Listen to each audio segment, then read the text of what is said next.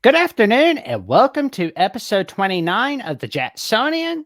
As I have with me is the host of Locked On Syracuse, Holzer, as we will be discussing our take on the ACC lawsuit from a Syracuse perspective. We will be discussing what it was like seeing the first season of Syracuse basketball without Jim Boeheim as a coach of any kind since 1968 through 69, and without him as a head coach for the first time since 75 through 76. We'll be discussing a lot about Fran Brown and what he brings as Syracuse football head coach in 2024. Will we see Syracuse possibly join the new Big East? Will we see what's going to happen if there's a mass exodus? And much, much more. And let me tell you, it's going to be a wild ride, everyone. How you doing today this afternoon, my good sir? I'm doing well. How are you? I'm doing pretty good, man. Jackson, would you like to tell the audience a little bit about yourself? Yeah, I'm currently, you said it, I'm the host of Locked On Syracuse. I post every podcast Monday through Friday. Also, exclusive content as well, not really exclusive, but just other content that's not necessarily the podcast itself on the channel. Very active on Twitter at LO_Syracuse. So give it a watch, give it a listen, subscribe to the channel, and that's where you can find me for all your Syracuse news. There we go. I mean, that you're one of my go-tos for Syracuse football and basketball, that's for Well, I sure. appreciate it. Well, you're welcome, man. No problem. But there was some big news that happened yesterday, and it wasn't surprising, but it just came out of the blue. So we saw Clemson filing this big lawsuit against the ACC after Florida State filed the lawsuit. How will this affect Syracuse exactly? I don't think it will. You don't think so? No, I don't think it has much to do with Syracuse at all. Of course, Syracuse in 2014, that was their first year in the ACC. I don't see this mass doomsday scenario where the ACC is going to completely break up. And here's why. Here's why this really shouldn't be a concern for anyone out here. You can sue anyone for anything. You can always place a lawsuit on someone. That is your right in this country. It doesn't mean that when you file a lawsuit that you actually have a case. And Florida State and Clemson, they don't have a case. They signed bad contracts. Tough luck. They signed bad contracts. The only way they are able to actually leave the conference is if they pay an exit fee of over, I think, $600 million. So they don't want to do that, and that's why they're suing. But they signed a bad contract. It's as simple as that. And I don't, people make this seem like it's a big deal because, the school is suing conference to leave the conference. You signed a contract. True. They were going to act in the best interest for you. Sorry. I mean, the one possible outcome is both schools will reach a settlement allowing them to leave, but that settlement would still probably be an absurd figure. And in order for them to actually leave, they would need assurance from the SEC, which is probably where they're looking to go, that they would actually be allowed in. And maybe Florida State has the cachet to get into the SEC, but I don't think Clemson does. I think if Clemson were to go into the SEC, they would simply be doing it to make more money for themselves, but it would cause every other school to make a little bit less because now you have to divvy up the pie with another school. So I think the reality is I don't see this lawsuit working well for either school. And I don't think Syracuse is going anywhere either because no one else is going to take Syracuse if they were to join in on this type of lawsuit. So I don't really think it's that big of a deal. I don't think anyone should really panic about it. But, they can try. They can try to sue them all they want. Well, I hope nothing happens to Syracuse. Like, I don't want to see them get screwed over because of something they didn't ask for, But if there was to be some type of exodus in some way, shape, or form in the ACC, would there be any chance we see Syracuse go to the new Big East and reunite with UConn and Georgetown and St. John's on a regular basis, or no? I would say no. I think they're happy with where they're at, and it all depends on what the outcome of the Florida State and Clemson lawsuit is. If for whatever reason those two schools they win, if those schools win the lawsuit and are free to leave the conference without an exit fee or a very small exit fee, then maybe Syracuse would leave. But let's say, for example, Clemson and Florida State each come to an agreement of, 9 figures to leave the conference. Syracuse isn't going to pay that. They're just not. So I don't think that they're going to join the Big East. Maybe in 2036 we can have that conversation because that's when the deal ends.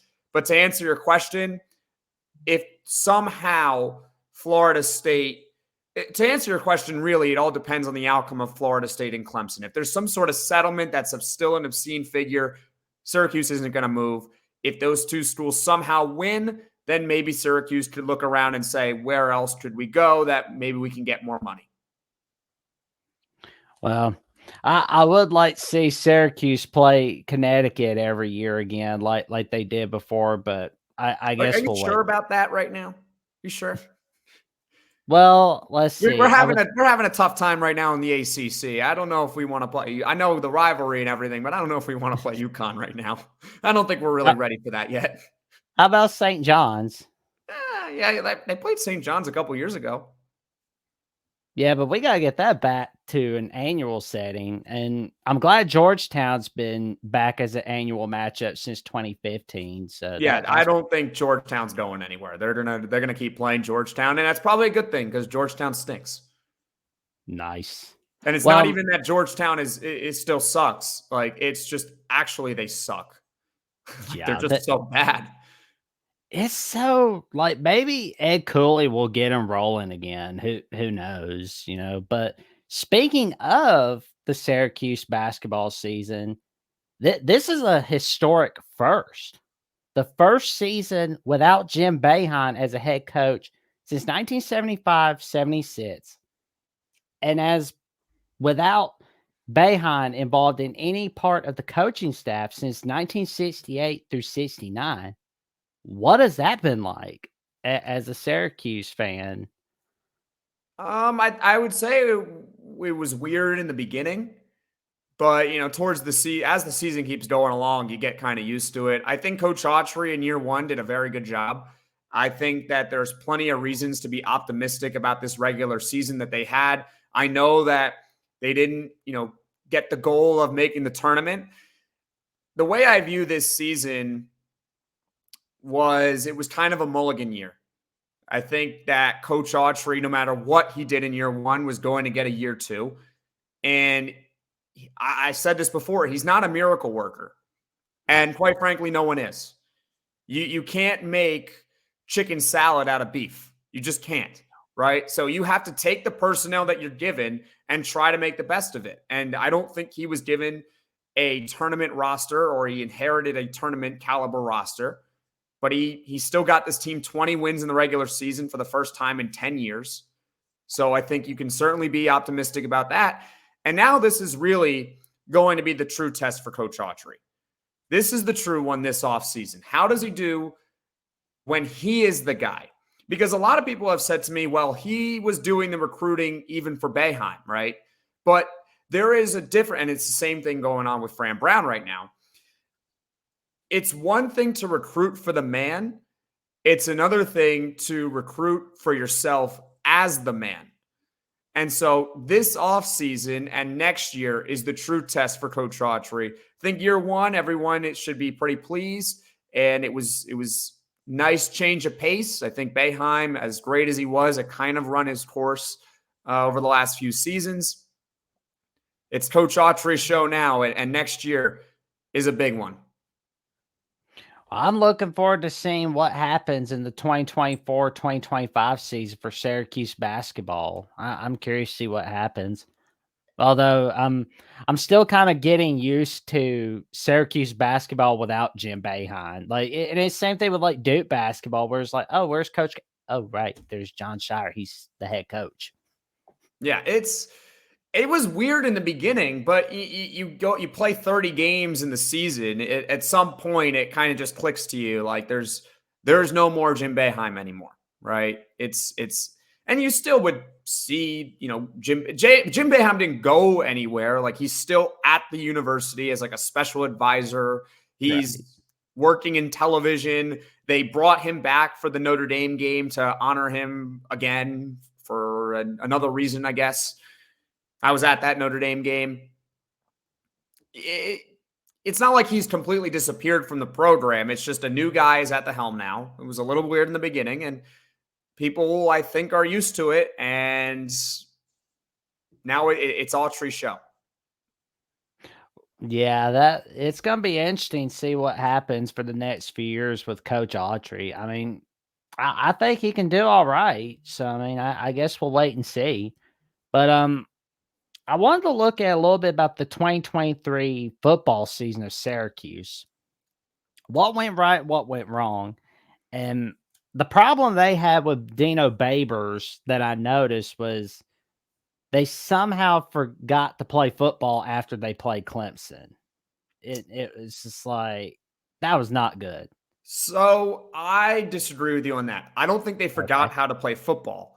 I think they're just not very good, and they started playing decent opponents. They, this is just a general rule of thumb now. I Okay. encourage everyone to abide by it. Do not take anything away from the non-con, especially when they're playing nobodies. Like they did really well against, I off the top of my head, I forgot exactly who they played. I know they played Western Michigan. I believe the first game was against Colgate.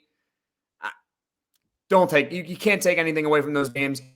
We got hyped because they beat Purdue and they beat them on the road, but Purdue is normally not a good program at football. That's not like the Big Ten, right? That's kind of the lower end of the Big Ten. We didn't know at the time that they were going to be bad, and they ended up being bad.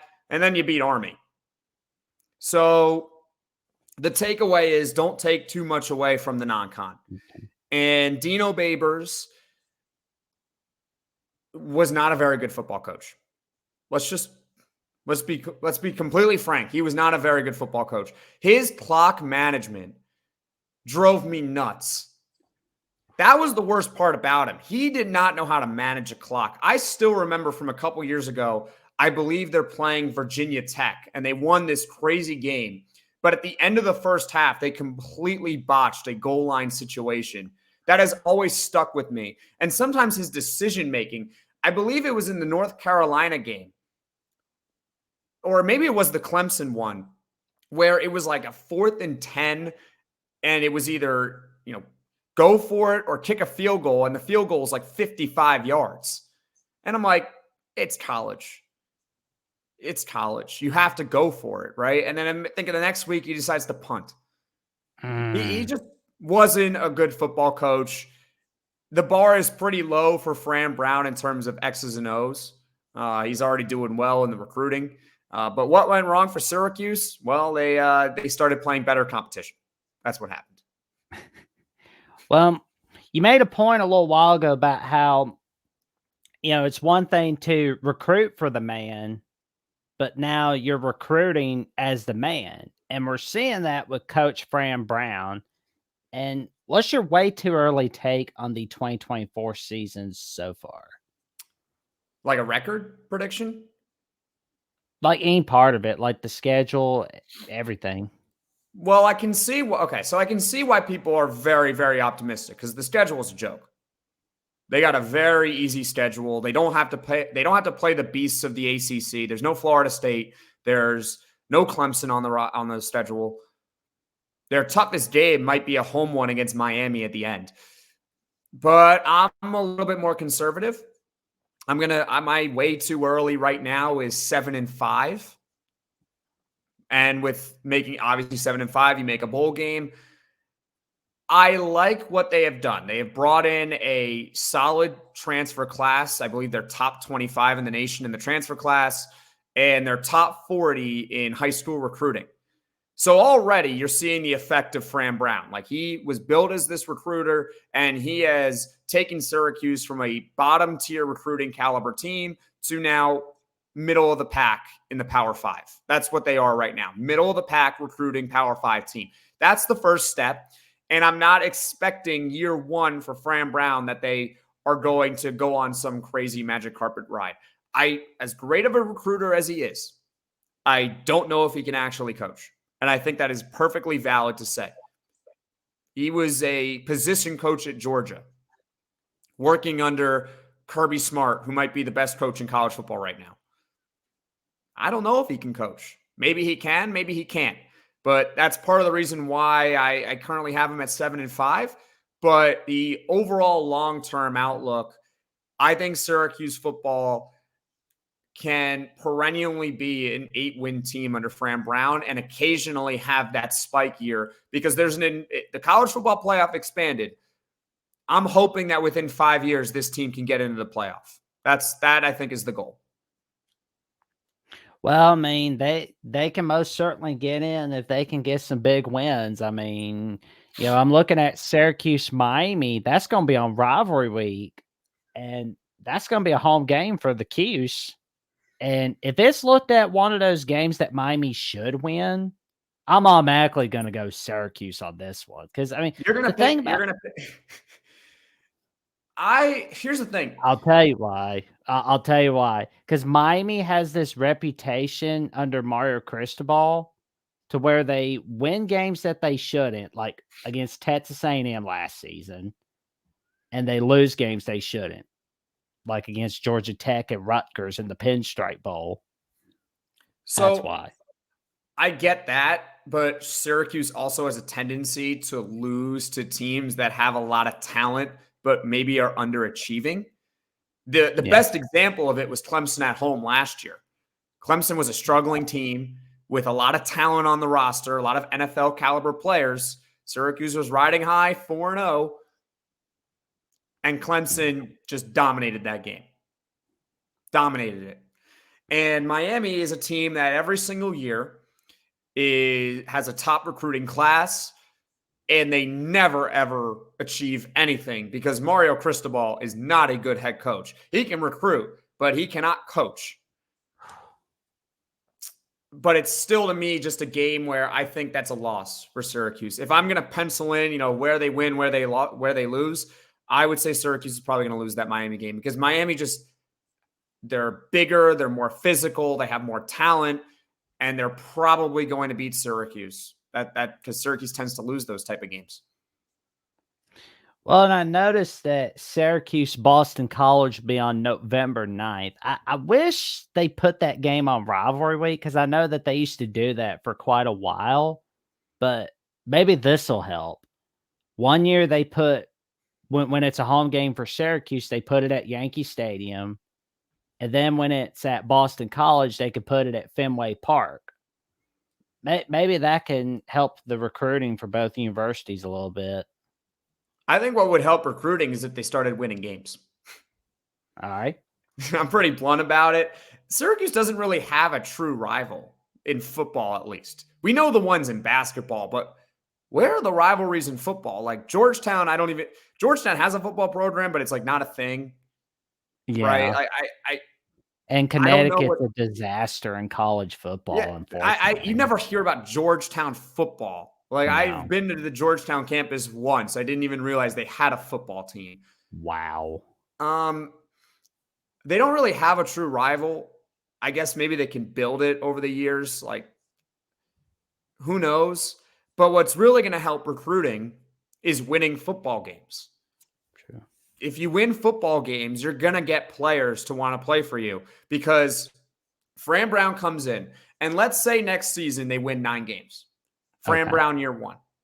If you're a high schooler and you're saying to yourself, okay, where can I go to school?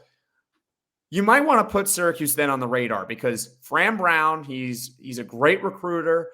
He has his first year as a head coach. They win 9 games in his first year. So you're telling me that this guy can recruit, but also he can coach and potentially get me to play at the next level. That's how you're going to get better recruiting. Rivalry week, like this isn't Michigan, Ohio State here. Like this isn't, Florida State, Florida, Georgia. There's plenty of other rivalries out there. Duke, Carolina. Yeah. It's going to come down to whether they win football games or not.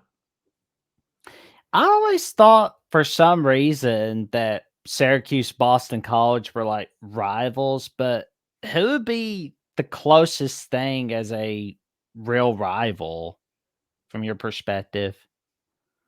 In football, it's so tough. I don't know. It's a tough one. It can't be like Duke or Carolina because No. those teams, that's their own rivalry. You can't say Clemson. Clemson has South Carolina that it plays. It's definitely not Florida State. Florida State has Florida. And Miami. And Miami. Yeah. All the Florida schools have each other. I don't know. I don't really have a good answer for you, to be honest. I guess maybe by default Boston College, like you said, but doesn't Boston College already have a rival, if I'm not mistaken? I don't even know. Regardless, Syracuse doesn't have a true rival in football, but that's okay. They don't need one. I thought Holy Cross was Boston College's rival, but they don't play I don't each think other. that counts. Well, not in recent history. No, I don't think Holy Cross would count. But, who knows? They just have to win football games next year. That's the goal. That's all it takes. And, UNLV, I noticed, is on their schedule for this year. And UNLV is not an easy win like they were in years past. And that's going to be on October 5th. Yeah, UNLV had a pretty decent year last year. But it's not a football powerhouse, so you can never really know what you're going to get from a team like UNLV before the season comes out or before the season even starts. Like there are certain schools where you have an expectation of whether they're going to be good or not, right? Clemson, Florida State, Miami, you know that those teams have high upside to them. UNLV, they could easily be terrible. They can easily be an 8-win team, 9-win team like they were last year. It's a road one. They're going to be in Vegas. I think the football team and the basketball team might be going to Vegas next season, which would be something. But, UNLV could be a tough game. It could also be one where you're looking at it as the start of the season goes on and you're saying that should be a win for Syracuse. So I agree with you that it looks tough right now on paper, but 3 games into the year, we could be sitting right here saying that should be a win right there. Yeah. But I will say though, don't ever treat all your games like they're easy wins, because when you do, it turns out badly for you. Well, of course not. You can't ever overlook an opponent. You can never overlook an opponent unless it's Wagner. It's at the end of the day, these are Division I football players and you're going on the road. So it can always be a trap game. I remember for the basketball team this year, I was worried about Louisville on the road as they were starting to kind of creep back into the tournament bubble. And I was like, I'm more worried, honestly, about the Louisville game on Saturday than I am the Clemson game on Tuesday. Because the Clemson game on Tuesday, you know that Syracuse is going to be up for that one. Whether they perform or not is one thing, which they didn't perform. But for Louisville, I'm like, yeah, they could easily just be like walk in the park, easy win. And I'm like, Louisville's got talent, right? Those guys are on scholarship too. They did come away with the win there, and they did, I believe, show up to play. But again, yeah, if UNLV, even if they are a bad team next year, or for quite frankly anyone on Syracuse football's schedule, you still got to go out and beat them in the 60 minutes that you have. Yeah, I mean, I'll be keeping an eye on the first 2 conference games, Syracuse, Georgia Tech, and the Friday night game, Syracuse, Stanford. Those are going to be fun. Yeah, I mean, nice that they're going to be playing ACC competition right away, as opposed to they could have easily started the season with Ohio at home, and then I know they're playing Holy Cross right after the Stanford game. Like they easily could have done that. It would have been very similar to what they did this year. maybe that's not the correct approach in scheduling. I don't think Stanford is supposed to be a good team, and Georgia Tech's probably not supposed to be a good team either. But to get those ACC games in early, you kind of get a feel for what you're going to have to deal with down the line. And it's also a confidence booster, because it's one thing to say, oh, yeah, we're 4-0, but we've beaten up on 3 FCS teams or whatever, and Purdue on the road. It's another thing to say, we beat 2 teams in our own conference already, right? And now we're going up against UNLV with a chance to go 5-0. Man, I'll tell you right now, who'd have thought 10 years ago we'd be talking about Syracuse Stanford as an ACC conference game? I mean, if either one of us were traveling back to the past, like say 2009, say, hey, Syracuse Stanford and California Wake Forest are going to be ACC conference games, we'd be laughed out of the room for saying that. Well, see, there is this thing called the almighty dollar, and money talks. The almighty dollar is always going to win, and it makes no sense. I think I have to get one of the podcasts I went over the schedule, and I was like, I think I got to give people a geography lesson. Yeah, and there you go, showing the dollar sign. I got to give people a geography lesson. The ACC stands for the Atlantic Coastal Conference, right? It's Atlantic Coast. The Atlantic Coast is the eastern part of the United States. So if you want, a little bit of geography here, it's, New York is on the East Coast. California, which is where Stanford is located, is on the Pacific Coast. That's where the Pacific Ocean is located. But who cares? It doesn't matter what the conference is called. To be completely honest with you, see, I'm a fan of all the big pro sports leagues and everything like that. The NFL is the only one where they'll do the NFC and the AFC. Like, you're going to have East Coast and West Coast teams in the same conference. But it's like, I'm a big hockey fan. It's like if the New York Rangers all of a sudden tomorrow were playing on the West Coast. They were just in the Western Conference now.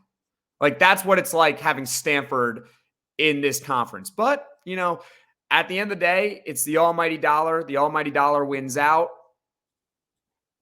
Sure, why not? Who cares? These guys are now going to have to learn what it's like to travel on airplanes. They're going to have to learn what it's like to go on a flight that's more than a couple hours. All right. Yeah. Deal with it. Yeah. I mean, I know West Virginia is going to know the feeling. That's for sure. They're going to be like, dude, I can totally relate. We have to travel to Iowa. We have to travel to Kansas, Texas every year. That's nuts. Yeah. I mean, I did, when I did my schedule podcast, when they on the Locked On Syracuse channel, when it was announced that when the ACC basketball schedule came out, not when games would happen and everything like that, I believe, but more like home and road splits. That's what I know for sure.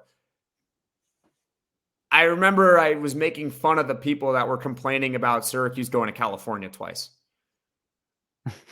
I was like, guys, listen up. Everyone in here. We travel on airplanes, right? Like, who cares? Going on a 6-7 hour flight, like, what's the matter? The time difference. My mindset is play basketball. Like, there's no reason to complain about the schedule next year for this team, because they don't have to play. Off the top of my head, I know for a fact they're not going to have to go to Duke. They're not going to have to go to Carolina, and they're not going to have to go to Virginia. Those are year in and year out, usually the best teams in the ACC, and you don't have to see them on the road. The trade-off is you got to go to California twice, and if the ACC is smart, they'll schedule those games in the same week. I'll take that trade any day. And these athletes are going to have to learn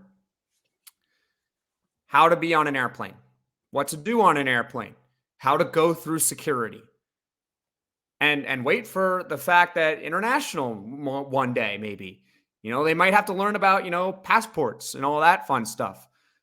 In all seriousness, though, it is what it is. Who cares? Yeah, but it's going to be fun watching it. I mean, it's going to be fun staying up late for ACC After Dark. Yeah. You know what? I've done it before. If you are a fan of any other team outside of Syracuse in any other league, you have watched your team at 10 o'clock at night. You've seen it happen before. And it's not that big of a deal when it's only going to be happening next year like twice. It's only going to happen twice. That's it. There's only 2 times they're on the West Coast. So we're all just going to have to, drink our coffees, maybe have another one in the afternoon and enjoy watching the games. Well, I have water, but, we'll fill this up with coffee. They'll play at 10 o'clock. And afterwards, I'm going to record a podcast and we're all going to enjoy it. That's just how it is. That's the way it goes. Get up early on Saturday morning, wake up, wait it out for the games, keep up with the games, post about it like a maniac, and then bam, wait till like 1 a.m. and then it's business all over again. After you sleep, get ready for NFL football on Sundays. Oh yeah. And yeah, if it's just, it is what it is. You just have to deal with it. It's going to be fun. Who doesn't like doing it like once in a while? Like, let's be honest. Like, I think it's cool. Like once in a while. Like, if I had to do this every day, okay, fine. But I actually, because I'm a big hockey fan. My team is the Florida Panthers, and whenever they're on the West Coast and they're on that West Coast swing, it's like, all right, this is fun. You're doing this, like a few times a season. Most of the time, you're going to play at 7, and sometimes they're going to be at 10. It changes your schedule a bit, but you deal with it. And Syracuse is going to have to do the same thing. The fans are going to have to do the same thing. The people in the media are going to have to do the same thing. We're all going to have a good grand old time covering Syracuse basketball at midnight when they're playing Stanford on the road and hopefully winning. Oh man, like I'm glad that you mentioned that Syracuse isn't going to Duke, North Carolina, Virginia. Although the Virginia game that would be fun because Virginia's going to have to score more than 20 points in a half, which I don't think they can do that. Basically, the Iowa football of college basketball. Yes, you made that comparison yesterday, and it was I thought about it and I was like, you know what? Usually I say something kind of like clever when I'm responding to people. And I was like trying to think of something to say. And I was like, you know what? Like, I just wrote, like, you know what? That's actually a really good comparison. Thank you. It was actually a really good comparison. I'm like, yeah. And I was like, well, yeah, Virginia kind of wins more than Iowa does. But you're spot on with it. But Syracuse struggles against Virginia because for whatever reason, whenever Syracuse plays Virginia, it's not even that they just can't score, but their defense, they can't handle the Virginia offense. Like this year, they couldn't do it. They couldn't stay in the game with them. Their defense just wasn't good enough. So they got blown out at Virginia, and they haven't really done well against Virginia over the past few seasons. I'm just glad that they're coming to the Dome instead of going on the road because we saw what happened this year on the road. Virginia is not even that good of a basketball team, but it's just in that environment, they just don't fare well. It's the same thing like when they go to Duke. When this team goes to Duke, it's just, I can't even remember. I remember the last time they won at Duke. They have won there. It was a few years ago, and it was Elijah Hughes hit like a 90-foot or 75-foot shot at the end of the first half. I remember that one, but that's the last time they won at Duke. And they've never won in North Carolina. They've never won there. So the fact that you don't have to play any of those teams on the road next season, I think that's a massive win for this team and should only increase the expectations that we have for them. Well, I'm excited to see what happens, but Virginia, I will tell you, they shouldn't have been in. I mean, it's like you and I, we're both basically having a venting session about Virginia. It's pretty awesome. It's like, why are they in? Okay, you won a national title in 2019. We know, but you sucked in March before the national title, and you have sucked afterwards. Like, good grief, Virginia. I said so many times, on the podcast that in the ACC tournament, going over like all the possible, draws of the bracket and everything before it came out, I said, there's only one team really I don't want to see. And it has nothing to do with the game of basketball. It's just entertainment purposes. Who wants to watch Virginia basketball? Right? I don't even think that their own fans like watching them play. It's boring. It's a slugfest every single game. Do you enjoy watching a team not scoring a basket for an hour? No. For an actual hour, they did not score a basket. Like, that is impossible. How do you do that? That is like your one job as a basketball player is to like put the ball in the basket, and they couldn't do it for a full 60 minutes of actual clock. It was remarkable. I turned the game off at one point. I was like, you know what? I think I turned it off in the first half. I was like, you know what? It's not worth even watching this. Like, I don't even care. So what I did was I just was like, I'm going to turn the game off and just record the podcast now. I don't need to watch this game. First of all, it's got nothing to do with Syracuse. And second of all, I'm so bored. I don't want to stay up, watch this whole game, and then record the podcast. I don't even need to. I already know what's going to happen. Virginia's going to lose because they can't score a single basket. And it only got worse when I turned it off. That's my rant about Virginia. I hate that program, not necessarily because of being a rival or being an ACC foe or anything like that. It's just because they're so boring to watch. And everybody hypes them up for no reason. They act like they've won 5 national titles in 10 years. Like, good grief. They're a very good basketball program. They are without a doubt a very good basketball program. But I said this, I think I said this to you before the show. If Syracuse hired Tony Bennett,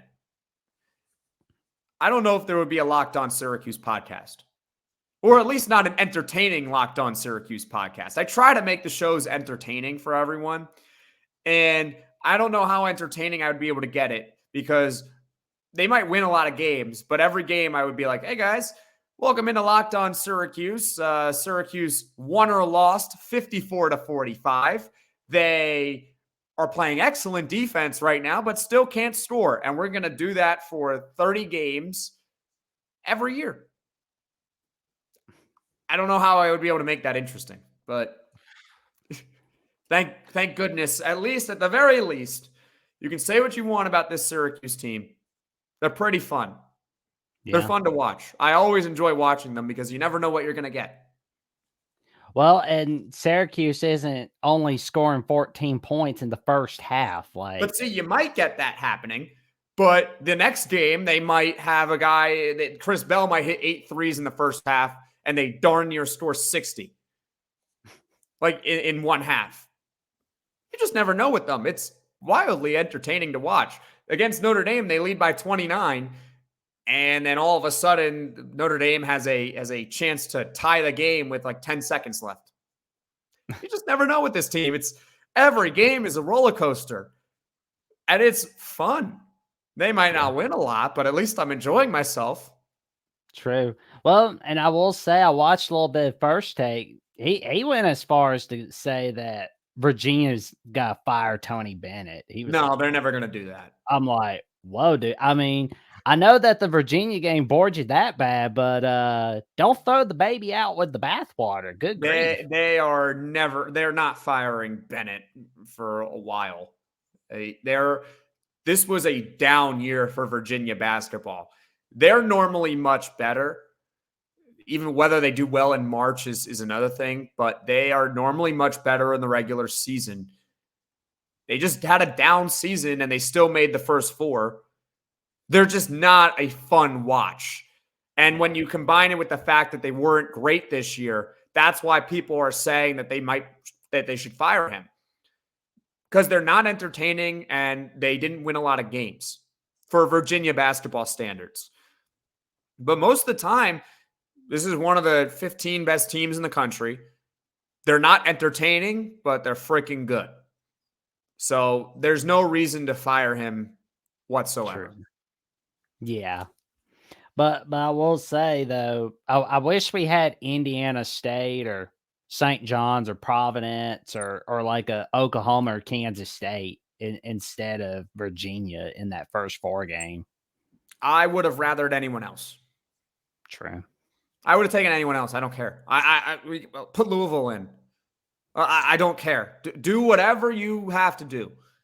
I just can't watch Virginia basketball. Like I just can't. I think the next year when Syracuse plays them, I'm going to take a nap during the game. There you go. Smart man. You're a smart man for turning off the game. You're smarter than I am because I tend to torture myself with this sort of thing sometimes. I didn't see the point. I was I didn't miss anything. I did. If worst comes to worst, I could have looked at my phone or looked on my laptop or whatever and stopped the recording if it was like super close with like a minute to go.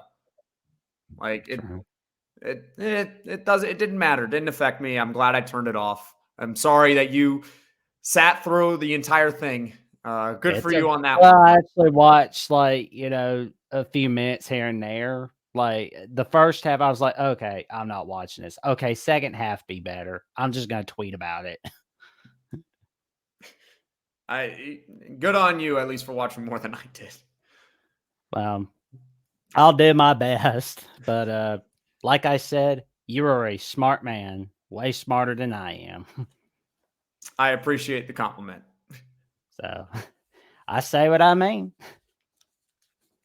But I will say though, it's gonna be fun seeing what happens in this year's edition of March Madness. And for the sake of it, do you have like a Final Four or no? Yeah, I have a Final Four. I'll pull it up now. I have it. Before I give it to you, I will say this.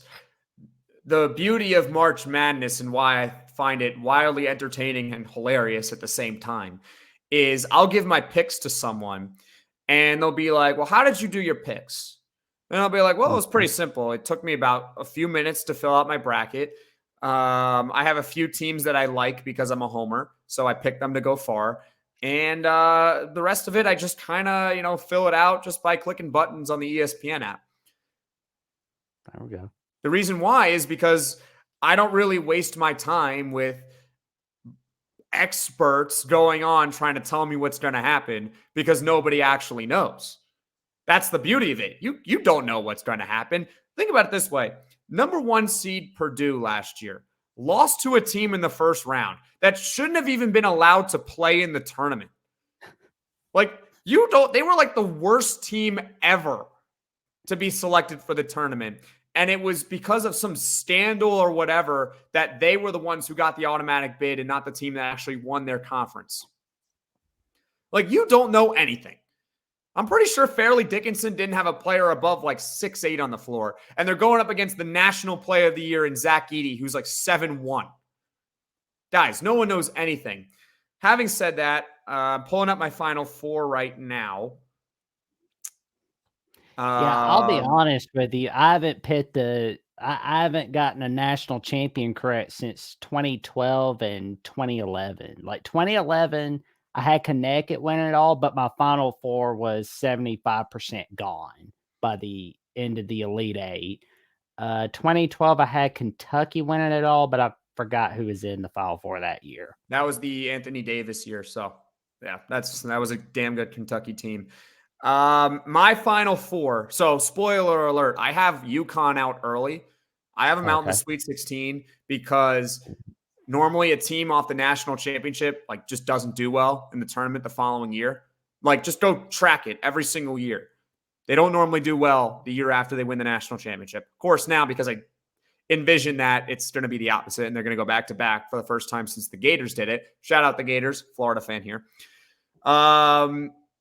My Final Four in the East and West, I have Auburn over North Carolina. So I have Auburn in the national championship game. I think they're really good. And in the South/Midwest, I have Houston over Tennessee. Nice. And then I have Houston winning it all. Wow. Houston winning it all. Yeah, Houston win it all in their first year of the Big 12. That would be amazing. The reasoning for it is because I don't have a real reasoning for it, because I look around and I say North Carolina's a 1 seed and I know I have them in my Final Four, but I don't really think they're a great 1 seed. I never trust Purdue to do anything. They never do anything right. And UConn is the best team. I think UConn's the best team in college basketball, but the national champion from the previous year just never does well the following year. I'm pretty sure, like, most of the time, they don't even make it to the second weekend. Yeah. So I was like, I'm going to pick a 1 seed to win. I guess by default, I'll go with Houston. Who do you have? Sorry in advance, Syracuse Nation. I got UConn repeating it against Marquette. Really? Yep. Okay. And I got Oregon coming out of the Midwest. I mean, that whole place is upset region. I mean, Kansas doesn't even have, their roster. Best players out. Oh, yeah. I mean, one of their best players out. Oh, yeah. And Purdue always falls apart in March. Tennessee always falls apart in March. I just got this good feeling it's going to be Oregon and Gonzaga playing in the Elite Eight, and we see the Donald Ducks win that matchup. That's possible. Certainly possible. I kind of find it ironic that Syracuse beat Oregon during the season, and they also beat NC State. Listen, I mean, I don't have any criticisms with your picks because this is March Madness, and I don't do that. I don't critique anyone on their picks because none of us know anything. That's the fun part about it. I always get a kick out of that one person who's like, how can you have that team in the Elite Eight or whatever? And I'm like, what do you got? and then they name me some other like 6th seed. And I'm like, that's your team that you're going to say, oh, that's 6th seed instead of this one. Because they're a good 6th seed. Nobody knows. I have Florida going really far because I'm a Florida fan. I have them going in the Elite Eight. I have them losing to Houston in the Elite Eight. I think they're going to beat Marquette. I think that Florida team is really, really, really good. They got better as the season went on. Like, if you recall, they were on the bubble for a little bit up until like February. And then they won a game at Kentucky and they got hot down the stretch. Big run in the SEC tournament, couldn't complete the job. Ultimately, not the end of the world because they were in the tournament to begin with. I think they're coming in hot, and I have them going pretty far. And I'm also a homer. And trust me, if Syracuse was in the tournament, I would have them going pretty far too. When the last time they were in it, I had them going to the Sweet 16 as an 11 seed.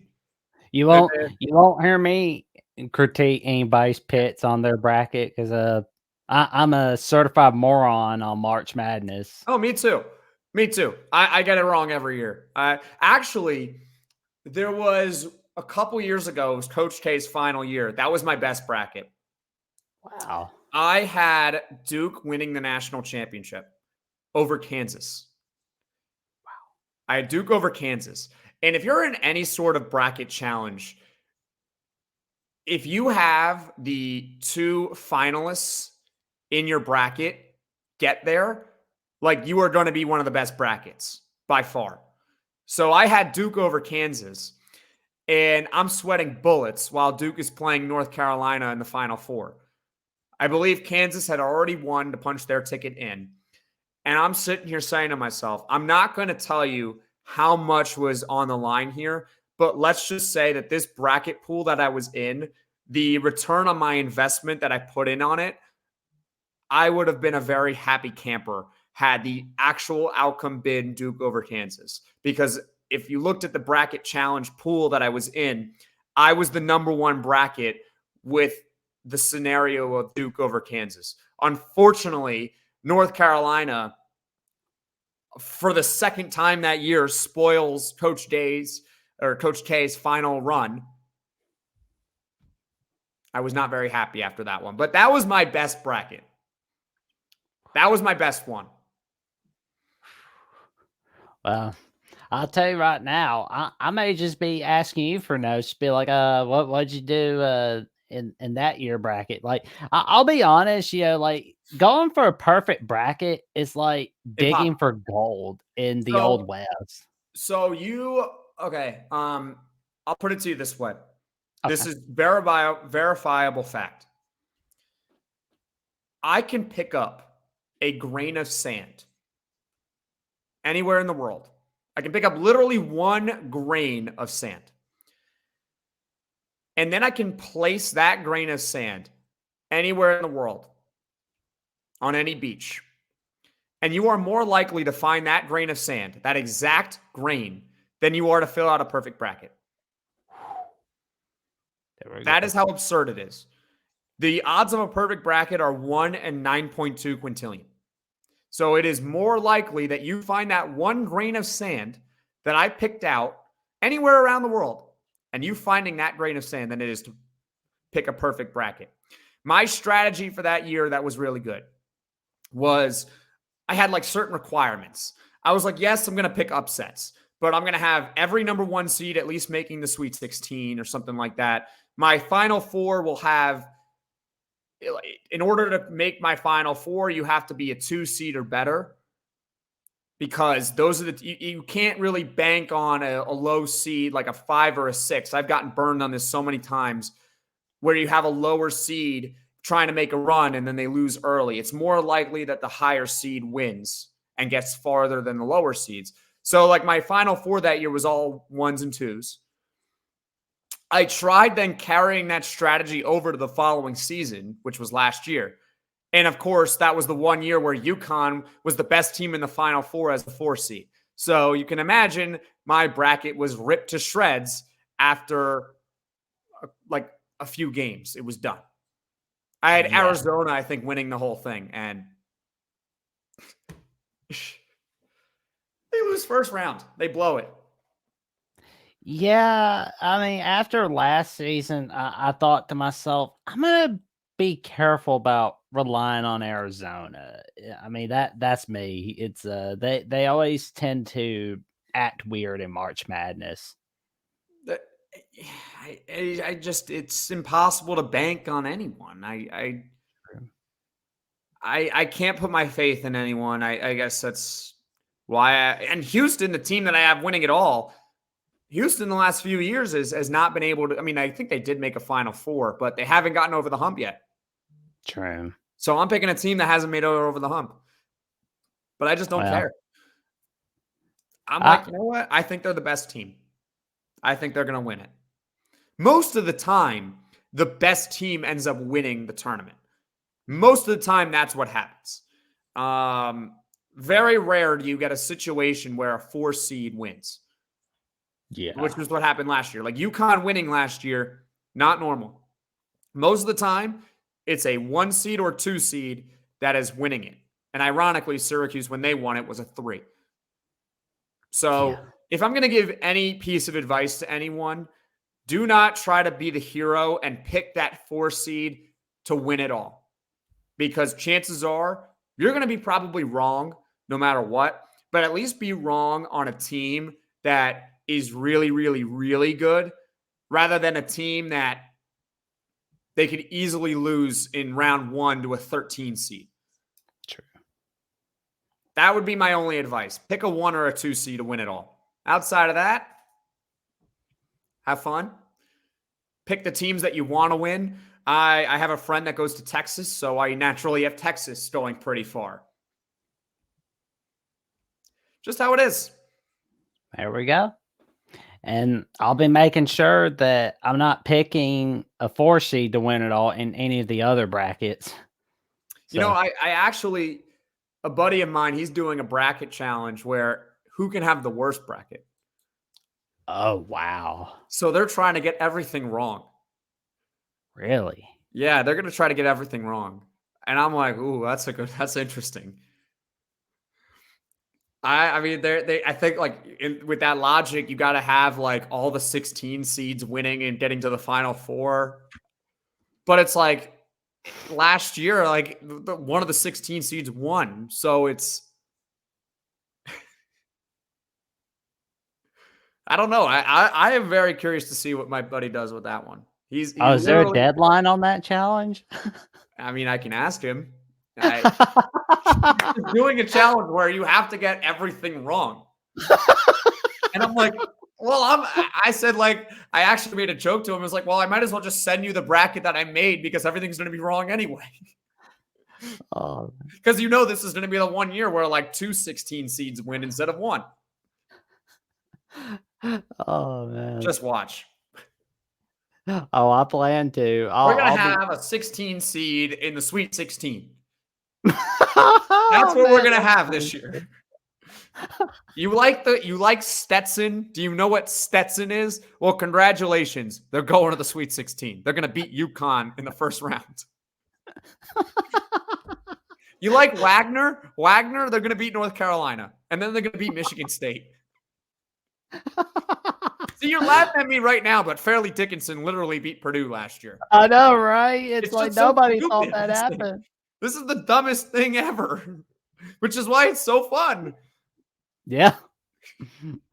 It's extremely fun. I mean, I'm having so much fun thinking about the worst bracket challenge.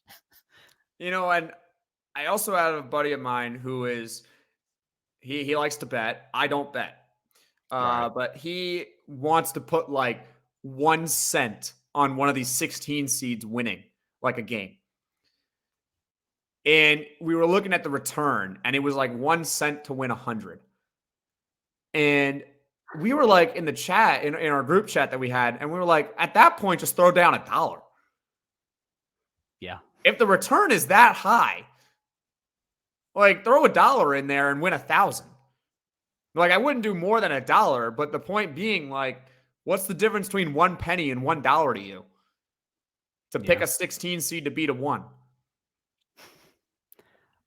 A cent for $100. Wow. A cent for 100. So, or it might have been like, so $1 would be for 1,000.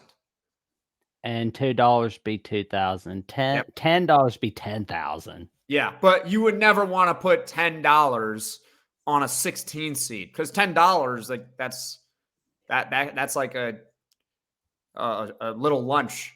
If like you don't want to do that, but $1, I mean, what difference does $1 make to you? That's what we said to him.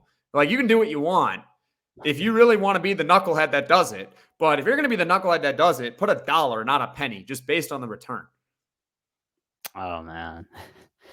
Oh man, this is fun, man. I'm looking forward to what's going to be happening for the rest of the first 4 tonight, and it should be a lot better than last night. Well, you don't have to watch Virginia, so that's the positive news on that. Thank you, God. Thank goodness. I also have another gripe with the first 4. Why is it that they have the 10 seeds playing against each other? Right? I mean, it used to be like does that make any sense? Nope. Can we just do this with common sense one time? Why is it that the first 4 teams are 10 seeds when there is an entire seed below them that gets the bye? What is the point? Why don't we just move them down? I don't really get it. It's nuts. I don't get it. I was shocked when I saw the bracket, when I was watching the bracket reveal on Sunday. I was like, really? They're doing 10 seeds? So I guess next year they'll do like 9 seeds or something. Oh, that's that going to would be weird. awful. That'd be so bad. It doesn't make sense to me how you can have a play-in with the 10 seeds when it's the 11 seeds that have the bye.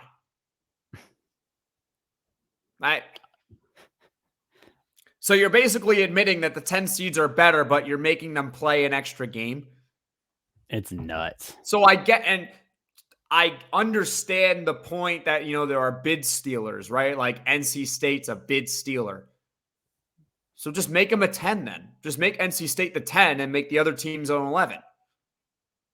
The logic to me just doesn't make sense. But thing is that I'm going to watch.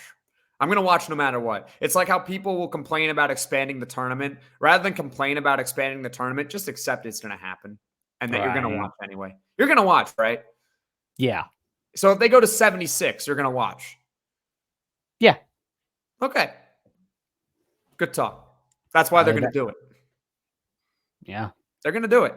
My bold prediction on it, by the way, I think within, say, 10 years, I think the NIT is gone. Ooh. They're going to expand the tournament to like 76, maybe even more. They're going to get rid of the NIT, and the NIT is going to fall apart because of transfer portal and the fact that they expanded the NCAA tournament. Yeah. I think that's going to happen. What if to save the NIT, it's like if you lose in the first 4 or like the first 16 or whatever we're calling it, you just play in the NIT if you lose in the first 16. So you're saying like a consolation? Something like that. That's not a bad idea, but I don't think many teams would want to do it. Playing a consolation. I mean, the NIT already in itself is kind of a consolation, and teams are opting out because for like Syracuse opted out because they didn't have enough players. The transfer portal is a thing now. There's another easy fix, which is just making the transfer portal start later. Yeah. But even then, I don't think it would matter much because players would want to maybe opt out of going into the NIT because they know they're going to transfer anyway. Yeah. I mean, why not have the portal in like May? Like that's what I don't get. It's a great question, but I don't know if it would actually fix the issue of whether you're playing in the NIT or not. Because say you are Quadir Copeland or Justin Taylor or anyone else, or not Benny Williams, but he did transfer, but anyone else, right, on Syracuse. Okay, well, now it opens in May, but I know I'm already transferring.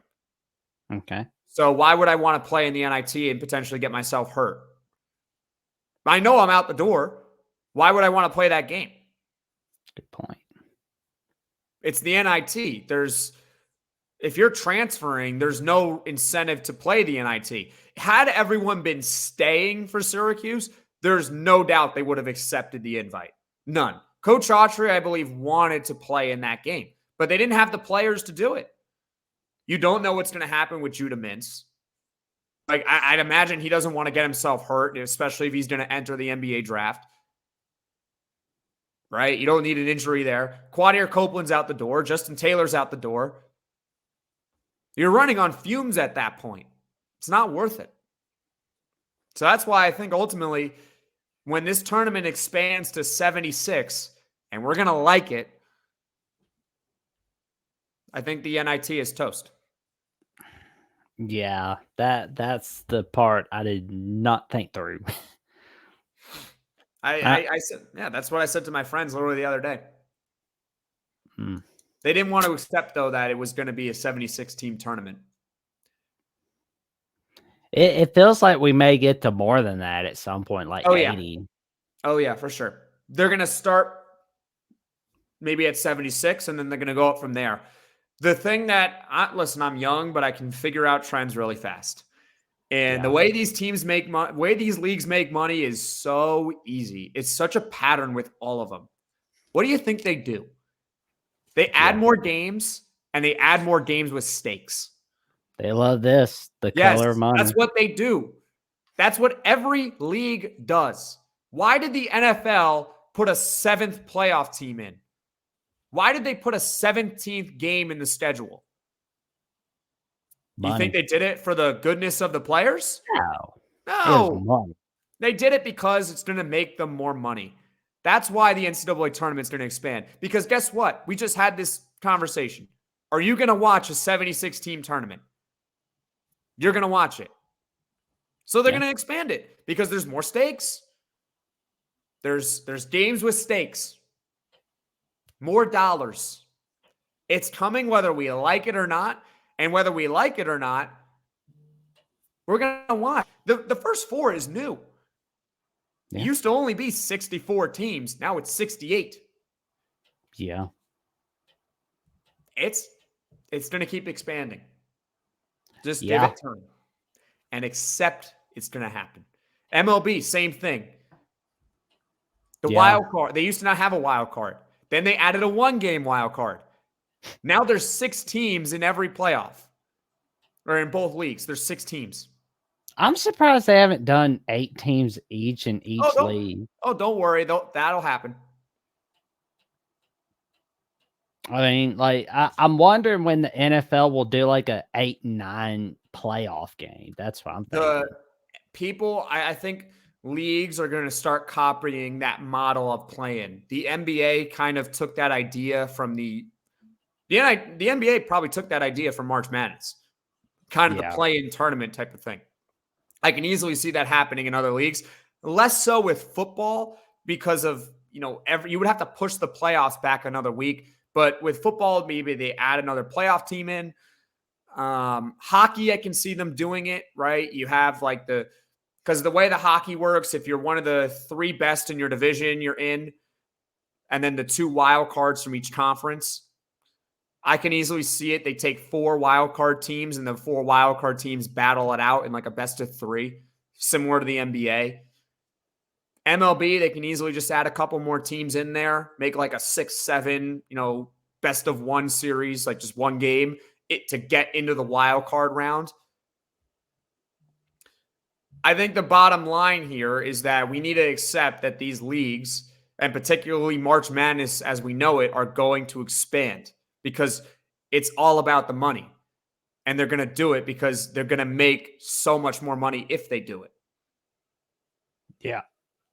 That's for sure. And we conclude episode 29 of the Jacksonian with Jackson Holzer from Locked On Syracuse. And final thoughts, and for those who want to talk with you about the future of college basketball, or talk with you about Syracuse football, basketball, where can everybody find you? Well, you can find me on Locked On Syracuse YouTube. We're also free and available wherever you get your podcasts online. You can listen to us. You can follow us on YouTube at @LO_Syracuse. Plenty of places you can find me. I promise you, it's right there. Just type in Locked On Syracuse. You're going to get all the Syracuse news whenever it breaks. I promise you, Monday through Friday, we're going to have a 25 to 30-minute podcast with other content as well throughout the week. And most of the time on that podcast, it's only going to be Syracuse related, but who knows? Maybe down the line, I start expanding, talking about more topics other than Syracuse. That's where you can find me. There we go. You also find them on Twitter or X. You can also find him on Instagram and Threads, where he gives his take on all the sports world. And I'll tell you, man, this guy is really smart. He is a go-to for sure. I mean, I'm amazed, and man, at some point I'm gonna have to ask you about hockey because I'll be honest, I don't know that much, especially right here in Bama. So here's what I'll say about hockey. I always get this type of thing where people are like to me when I'm watching sports and they're like, shut up, we just want to watch the game. Hockey is kind of my big sport where I can give like the most analysis on because that's what I played. So I know the game inside and out. Whereas with other sports, I'm strictly, fan watching, trying to cover it and trying to dissect it and talk to as many people as possible. Not to say I'm not knowledgeable about those sports. At the same time, what I've always said to people is that, do you really want to watch a hockey game with me and me break down all the X's and O's behind what all these teams are doing, or do you just want to be entertained and have a good time? Well, I want to learn about it, so I mean, I'll watch it. If you want to learn about it, trust me, come to me. I'll teach you everything you need to know about hockey. It's fun. Sure. It's exciting. It's also completely backwards. Just get ready to be miffed. Nothing makes sense in the sport. Just get ready. Yeah. Well, I'll be making sure I do that for sure. But in the meantime, for those who want to check out, some more episodes of the Jacksonian or check out some random clips where I'm giving my take on the college football NFL world, check me out right here on YouTube at Jackson Johnson 979, where I am 194 subs away from getting to the magic number 500. I can't do it without your help. I'll need all the help I can get. You can also find me running my mouth on Twitter/X on Jackson0996 0335 and on Instagram and Threads at Jackson Johnson 543 908. This is Jackson Johnson, host of Jacksonian, wishing you all to stay safe, stay warm. It's cold out. Well, at least it's cold out where I'm at. And y'all have an awesome afternoon.